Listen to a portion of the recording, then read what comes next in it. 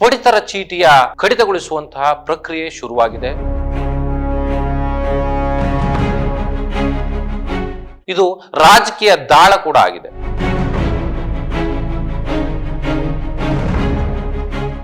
ಕೇಂದ್ರ ಸರ್ಕಾರ ಸುಮಾರು 5.8 ಕೋಟಿ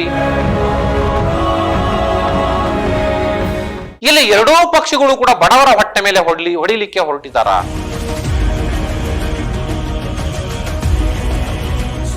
ಬಡವರಿಗೆ ಪೆಟ್ಟು ಬೀಳುವಂಥದ್ದು ಸ್ಪಷ್ಟ ಆಗ್ತಾ ಇದೆ ಅನ್ನುವಂಥದ್ದು ಮೇಲ್ನೋಟಕ್ಕೆ ಕಂಡು ಬರ್ತಾ ಇರುವಂಥದ್ದು. ಅಧಿಕಾರಿಗಳಿಗಾಗಿ ಯಾವ ರೀತಿ ಶಿಕ್ಷೆಯನ್ನು ಕೊಡುತ್ತೆ ಸರ್ಕಾರ?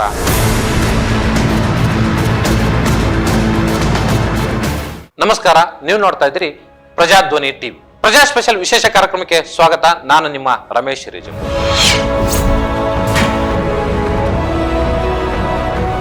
ಕರ್ನಾಟಕದಲ್ಲಿ ಈಗ ಆಲ್ರೆಡಿ ಪಡಿತರ ಚೀಟಿಯ ಕಡಿತಗೊಳಿಸುವಂತಹ ಪ್ರಕ್ರಿಯೆ ಶುರುವಾಗಿದೆ. ಇದು ರಾಜಕೀಯ ದಾಳ ಕೂಡ ಆಗಿದೆ. ಆದರೆ ಮತ್ತೊಂದು ಕಡೆಯಲ್ಲಿ ಇಡೀ ಭಾರತದಲ್ಲಿ ಅದೇ ಪ್ರಕ್ರಿಯೆ ಶುರುವಾಗಿರತಕ್ಕಂಥದ್ದು. ಕೇಂದ್ರ ಸರ್ಕಾರ ಸುಮಾರು 5.8 ಕೋಟಿ ಪಡಿತರ ಚೀಟಿಗಳನ್ನ ರದ್ದುಗೊಳಿಸುವ ಕೆಲಸಕ್ಕೆ ಮುಂದಾಗಿದೆ.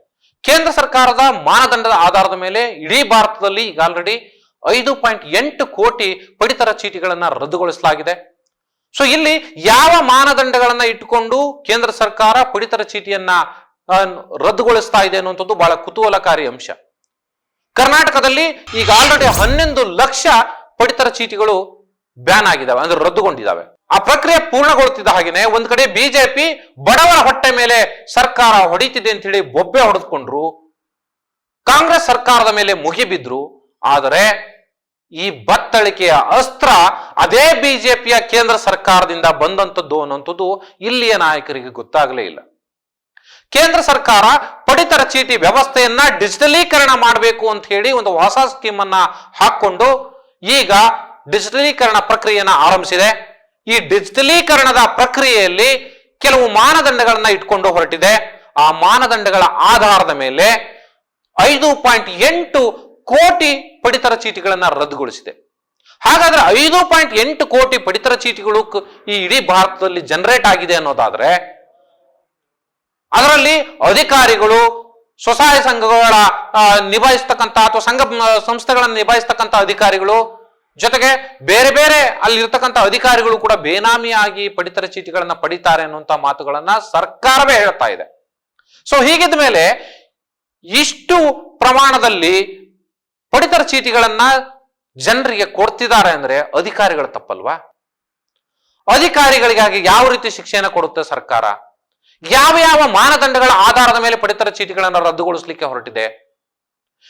ಈ ಕಡೆ ರಾಜ್ಯ ಸರ್ಕಾರ ಹೇಳ್ತಾ ಇರುವಂತದ್ದು ಕೇಂದ್ರ ಸರ್ಕಾರದ ಮಾನದಂಡದ ಆಧಾರದ ಮೇಲೆ ನಾವು ಸುಮಾರು 11 ಲಕ್ಷ ಪಡಿತರ ಚೀಟಿಗಳನ್ನ ರದ್ದುಗೊಳಿಸಿದೀವಿ ಅಂತ ಹೇಳ್ತಾರೆ. ಮತ್ತೊಂದು ಕಡೆಯಲ್ಲಿ ಬಿಜೆಪಿ ಸರ್ಕಾರ ಬಡವರ ಮಾನದಂಡಗಳನ್ನ ರೂಪಿಸಿದೆ ಅನ್ನುವಂಥದ್ದನ್ನ ಅವರು ಹೇಳ್ತಾನೆ ರಾಜ್ಯದಲ್ಲಿ ಕಾಂಗ್ರೆಸ್ ಸರ್ಕಾರ ಬಡವರ ಹೊಟ್ಟೆ ಮೇಲೆ ಹೊಡಿತಿದೆ ಅನ್ನುವಂಥದ್ದನ್ನ ಬಿಜೆಪಿ ನಾಯಕರೇ ಹೇಳ್ತಾರೆ. ಹಾಗಾದ್ರೆ ಕೇಂದ್ರ ಸರ್ಕಾರ ಯಾವ ಮಾನದಂಡಗಳನ್ನ ಇಟ್ಟುಕೊಂಡು ಪಡಿತರ ಚೀಟಿಯನ್ನ ರದ್ದುಗೊಳಿಸ್ತಾ ಇದೆ? ಇಲ್ಲಿ ಎರಡೂ ಪಕ್ಷಗಳು ಕೂಡ ಬಡವರ ಹೊಟ್ಟೆ ಮೇಲೆ ಹೊಡಿಲಿಕ್ಕೆ ಹೊರಟಿದ್ದಾರ? ಫೇಕ್ ಆಧಾರ್ ಕಾರ್ಡ್ಗಳ ಆಧಾರದ ಮೇಲೋ ಅಥವಾ ಇನ್ಯಾವುದೋ ಕಾರಣಕ್ಕೋ ಪಡಿತರ ಚೀಟಿಗಳನ್ನ ರದ್ದುಗೊಳಿಸೋದಾದ್ರೆ, ಹಾಗಾದ್ರೆ ಈ ಒಂದು ಭ್ರಷ್ಟ ವ್ಯವಸ್ಥೆಯಲ್ಲಿ ಈ ನಕಲಿ ಪಡಿತರ ಚೀಟಿಗಳನ್ನು ಅಥವಾ ಬೇನಾಮಿ ಪಡಿತರ ಚೀಟಿಗಳನ್ನು ಅಥವಾ ರದ್ದುಗೊಳಿಸಲಾದಂತಹ ಈ 5.8 ಕೋಟಿ ಪಡಿತರ ಚೀಟಿಗಳಿದಾವೆ, ಇವುಗಳನ್ನ ಜನರೇಟ್ ಮಾಡಿರ್ತಕ್ಕಂಥ ಅಧಿಕಾರಿಗಳು ಯಾರು? ಸೊ ಅವರಿಗೆ ಯಾವ ರೀತಿ ಶಿಕ್ಷೆ ಆಗ್ಬೇಕು? ಇವೆಲ್ಲದಕ್ಕೂ ಕೂಡ ಮಾನದಂಡ ಆಗ್ಬೇಕಲ್ವಾ? ಒಬ್ಬ ಬಡವ ಒಂದು ಪಡಿತರ ಚೀಟಿಯನ್ನ ಮಾಡಿಸ್ಬೇಕು ಅನ್ನೋದಾದ್ರೆ ಕನಿಷ್ಠ 1 ತಿಂಗಳು ಸರ್ಕಾರಿ ಕಚೇರಿಗಳಿಗೆ ಅಲದು ಚಪ್ಪಲಿ ಸವಿಸ್ತಾನೆ. ಆದ್ರೆ ದುಡ್ಡಿದ್ದಂಥವನು ಅಥವಾ ಶ್ರೀಮಂತ 5 ರಿಂದ 10 ನಿಮಿಷದಲ್ಲಿ ಅವನು ಪಡಿತರ ಚೀಟಿಯನ್ನ ಮಾಡಿಕೊಂಡು ಮನೆಗೆ ಬರ್ತಾನೆ. ಹಾಗಾದ್ರೆ ಯಾರ ಕೈ ನಿಜವಾಗ್ಲೂ ಯಾರ ಕೈ ಸೇರ್ತಾ ಇದೆ ಪಡಿತರ ಚೀಟಿಗಳು? ಯಾರ ಹೆಸರಿನಲ್ಲಿದ್ದಂತ ಪಡಿತರ ಚೀಟಿಗಳನ್ನ ಯಾರ ಲಾಭ ಪಡೆದುಕೊಳ್ತಾ ಇದ್ದಾರೆ? ಇವೆಲ್ಲವೂ ಕೂಡ ತನಿಖೆ ಆಗಬೇಕಾಗುತ್ತೆ. ತನಿಖೆ ಆಗದೆ ಹೋದ್ರೆ ಇಲ್ಲಿ ಖಂಡಿತ ನ್ಯಾಯ ಸಿಗ್ಲಿಕ್ಕೆ ಸಾಧ್ಯ ಇಲ್ಲ. ಏಕಾಏಕಿಯಾಗಿ ಸರ್ಕಾರ ಪಡಿತರ ಚೀಟಿಗಳನ್ನು ರದ್ದುಗೊಳಿಸುವ ಕೆಲಸವನ್ನ ಮುಂದಾಗ್ತಾ ಇದೆ. ಆದ್ರೆ ಅಲ್ಲಿ ಬಹಳಷ್ಟು ಬಡ ಕುಟುಂಬಗಳಿಗೆ ಅನ್ಯಾಯ ಆಗ್ತಾ ಇದೆ ಅನ್ನೋ ಮಾತುಗಳು ಈಗ ಸ್ವತಃ ರಾಜಕಾರಣಿಗಳು ಅಥವಾ ಸರ್ಕಾರದ ವ್ಯವಸ್ಥೆಯಲ್ಲಿದ್ದಂಥವರೇ ಹೇಳ್ತಾ ಇದ್ದಾರೆ. ಒಂದ್ ಕಡೆಯಲ್ಲಿ ಮುಖ್ಯಮಂತ್ರಿಗಳಾಗ್ಲಿ ಅಥವಾ ಡಿ ಕೆ ಶಿವಕುಮಾರ್ ಅವರಾಗ್ಲಿ ಹೇಳ್ತಾ ಇರುವಂತದ್ದು, ಒಂದು ವೇಳೆ ಬಡವರಿಗೆ ಅಥವಾ ಅರ್ಹರಿಗೆ ಈ ಪಡಿತರ ಚೀಟಿ ಕೈತಪ್ಪಿ ಹೋದ್ರೆ ನಾವು ಅವರಿಂದ ಮತ್ತೆ ಅರ್ಜಿಯನ್ನ ಹಾಕಿಸ್ತೀವಿ, ಮತ್ತೆ ಅವರಿಗೆ ಪಡಿತರ ಚೀಟಿಯನ್ನ ಕೊಡ್ತೀವಿ, BPL ಕಾರ್ಡ್ ಅನ್ನ ಕೊಡ್ತೀವಿ ಅನ್ನೋ ಮಾತನ್ನ ಹೇಳ್ತಾರೆ. ಹಾಗಾದ್ರೆ ಇಲ್ಲಿ ಬಡವರಿಗೆ ಪೆಟ್ಟು ಬೀಳುವಂಥದ್ದು ಸ್ಪಷ್ಟ ಆಗ್ತಾ ಇದೆ ಅನ್ನುವಂಥದ್ದು ಮೇಲ್ನೋಟಕ್ಕೆ ಕಂಡು ಬರ್ತಾ ಇರುವಂತದ್ದು. ಸೊ ಆ ಹಿನ್ನೆಲೆಯಲ್ಲಿ ಬಡವರ ಹೊಟ್ಟೆ ಮೇಲೆ ಹೊಡೆಯುವಂತ ಕೆಲಸವನ್ನ ದಯಮಾಡಿ ಸರ್ಕಾರಗಳು ಮಾಡಬಾರದು.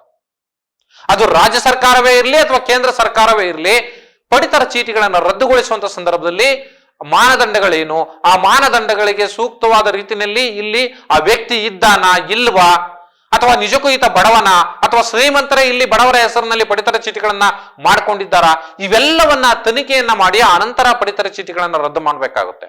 ಆದ್ರೆ ಸರ್ಕಾರದ ವ್ಯವಸ್ಥೆಯಲ್ಲಿ ತಾವೇನೋ ಹಣ ಉಳಿಸ್ಕೊಳ್ತೀವಿ ಸರ್ಕಾರಕ್ಕೆ ಅಥವಾ ಇನ್ನೇನೋ ಲಾಭ ತಂದು ಕೊಡ್ತೀವಿ ಅನ್ನುವಂತ ಕಾರಣಕ್ಕೆ ನೆಪ ಹುಡ್ಕೊಂಡು ಬಡವರ ಹೊಟ್ಟೆ ಮೇಲೆ ಹೊಡಿತಾ ಇರುವಂತದ್ದು ಅಷ್ಟು ಸೂಕ್ತ ಅಲ್ಲ. ಕಾಂಗ್ರೆಸ್ ಇರ್ಲಿ, ಬಿಜೆಪಿ ಇರ್ಲಿ, JDS ಇರ್ಲಿ, ಯಾವುದೇ ಪಕ್ಷದ ನಾಯಕರಾಗ್ಲಿ ಕೂಡ ಬಡವರ ಹೊಟ್ಟೆ ಮೇಲೆ ಹೊಡೆಯುವಂಥದ್ದು ಇದು ಎಲ್ಲದು ಮಹಾಪಾಪ.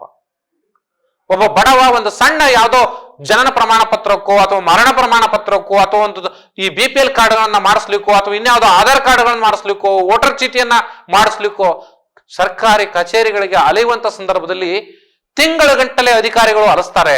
ಅವ್ರಿಗೆ ನ್ಯಾಯ ಸಿಗೋ ಹೊತ್ತಿಗೆ ಆ ಬಡ ಜೀವ ಹೈರಾಣ ಹೋಗಿರುತ್ತೆ.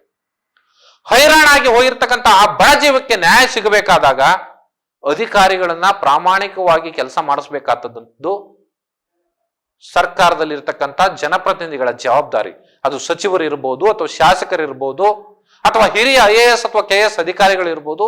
ಇವರು ಪ್ರಾಮಾಣಿಕವಾಗಿ ಕೆಲಸ ಮಾಡಿದಾಗ ಮಾತ್ರ ಕೊಟ್ಟ ಕಡೆಯ ಬಡ ರೈತನಿಗೋ ಅಥವಾ ಬಡ ಕೂಲಿ ಕಾರ್ಮಿಕನಿಗೋ ಅಥವಾ ಬಡವನಿಗೆ ಯಾವುದೇ ಸೆಕ್ಟರ್ ನಲ್ಲಿ ಕೆಲಸ ಮಾಡ್ತಾ ಇರುವಂತಹ ಬಡವನಿಗೆ ನ್ಯಾಯ ಸಿಗ್ಲಿಕ್ಕೆ ಸಾಧ್ಯ ಆಗುತ್ತೆ. ಸೊ ಈ ಹಿನ್ನೆಲೆಯಲ್ಲಿ ಸರ್ಕಾರಗಳು ಕಣ್ತೆರೆದು ನೋಡಬೇಕು, ಸತ್ಯ ಯಾವುದು ಮಿಥ್ಯೆ ಯಾವುದು ಅನ್ನುವಂಥದ್ದನ್ನ ಪರಿಶೀಲನೆ ನಡೆಸಿ, ತನಿಖೆ ನಡೆಸಿ, ಪರಿಶೀಲನೆ ಆದ ಬಳಿಕ ಆ BPL ಕಾರ್ಡ್ಗಳನ್ನ ರದ್ದುಗೊಳಿಸಬೇಕು ಅನ್ನುವಂಥದ್ದು ಪ್ರಜಾಧ್ವನಿಯ ಕಳಕಳಿ.